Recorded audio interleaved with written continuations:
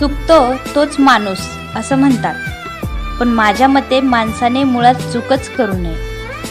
कारण या पृथ्वीवर सगळ्यात बुद्धिमान प्राणी म्हणजे माणूसच आहे असं म्हणतात. मग एवढा बुद्धिमान माणूस एखाद्याला चुकीचं बोलताना किंवा एखादी चुकीची गोष्ट करताना एकदा विचार का करत नसेल बरं?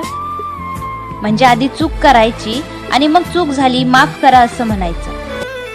काही माणसं तर अशी असतात की त्यांची चूक झाली तरी ते कधी मान्यच करत नाहीत. त्यांना नेहमी असं वाटतं की आपण चुकतच नाहीत. आणि काही माणसं अशीही असतात जी नातं जपण्यासाठी बरं बाबा माझंच चुकलं दे सोडून असं म्हणून चूक नसताना सुद्धा चूक मान्य करतात.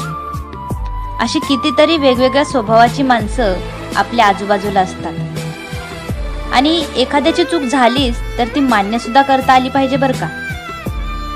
काही माणसं तर अशी भयंकर चूक करतात की जी सुधारणंच अशक्य असतं. म्हणून म्हणते माझ्या ताईंनो दादांनो, अशी चूक करूच नका जी सुधारताच येणार नाही. कारण चूक करणारा माणूस एकदा का मनातून उतरला की मग उतरलाच.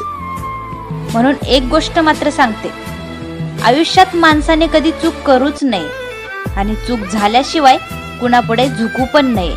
विचार आवडल्यास लाईक, शेअर आणि सबस्क्राईब करायला विसरू नका.